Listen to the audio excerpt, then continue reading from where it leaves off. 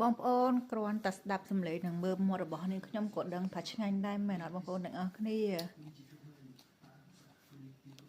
ជំរាបសួរអេសួស្ដីបងប្អូនទាំងអស់គ្នាថ្ងៃនេះគឺនាងខ្ញុំមកធ្វើញោមស្វាយជាមួយនឹងកំពឹសហើយក៏មានច្បាច់ជ្រូកផងដែរបងប្អូនហើយនេះគឺស្វាយដែលនាងខ្ញុំទិញពីផ្សារបារាំងមកមួយបងប្អូនគិតថាទិញយកមកញ៉ាំមួយអំបិលទេដោយសារវានៅរៀងជូរអញ្ចឹងណាតែពេលមានកពឹសបងប្អូនណាយក៏នឹកឃើញថាយកស្វាយហ្នឹងមកធ្វើញ៉ាំកពឹសញ៉ាំម្ដងទៅដោយសារយើងមិនសូវដែរបានធ្វើញ៉ាំអញ្ចឹងណាហើយនាងខ្ញុំគឺចិត្តស្វាយបែបហ្នឹងអាចបងប្អូននាងខ្ញុំសាប់វាបន្តិចហើយគឺចិត្តរៀងដុំអញ្ចឹងទៅដោយសារ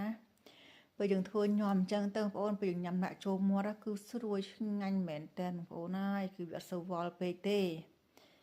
ដោយសារស្វាយនេះមិនស្វាយខ្ចីណាបងប្អូនគឺស្វាយចាស់ហ៎ហើយកំពុងតែចិត្តហ្នឹងបងប្អូនហើយគឺលាបទឹកមាត់អញ្ចឹងទៅមានណាมันអាចដាច់ចិត្តបានទេក៏ដាក់មាត់មកចំណិតអញ្ចឹងទៅបងប្អូនអ្នកដែលចូលចិត្តមជូរបានយល់ចិត្តបដាលាបទឹកមាត់បដាអញ្ចឹងណាហើយស្វាយរបស់នាងខ្ញុំគឺចិត្តឲ្យ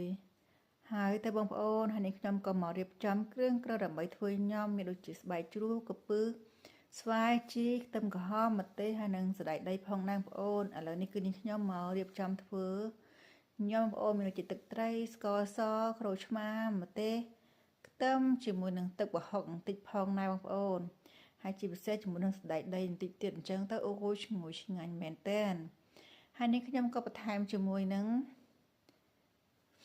បាយជ្រូកហើយកពឹសចូលទៅបងប្អូនបន្ទាប់មកនេះខ្ញុំក៏បន្ថែមមួយឆ្វាយចូលទៅបងប្អូនសាប់ស្វាយបែបហ្នឹងពេលយកមកញ៉ាំអញ្ចឹងទៅគឺវាមិនសូវវល់ចូលគ្នាទេបងប្អូនវានៅរៀងដុំណាពេលយើងដាក់ក្នុងមាត់ទៅបងប្អូនហើយគឺជាតិស្លាប់តែម្ដងបងប្អូនមិនជឿគឺអាចសាក់ធ្វើញ៉ាំបានបងប្អូនហើយនេះខ្ញុំក៏ច្បល់គ្រឿងយើងចូលគ្នាបន្តិចទៅក៏ចាក់ដាក់ចានយើងទៅប៉ាត់មួយអញ្ចឹងទៅបងប្អូនយើងស្រួលញ៉ាំអញ្ចឹងណាហើយនេះខ្ញុំក៏រោយសណ្តែកដីពីលើបន្ថែមតិចទៀតទៅបងប្អូនគឺប៉ុណ្្នឹងរួចហើយញ៉ាំស្វាយជាមួយកពឹសរបស់នាងខ្ញុំតើបងប្អូនមកញ៉ាំជាមួយនឹងខ្ញុំទាំងអស់គ្នាគឺដាក់ស្វាយចូលក្នុងមាត់អញ្ចឹងទៅបងប្អូនណានៅរៀងដុំអញ្ចឹងគឺស្រួយឆ្ងាញ់មែនតើជាពិសេសមានជីមានស្បែកជ្រូកមានកពឹសអញ្ចឹងទៅ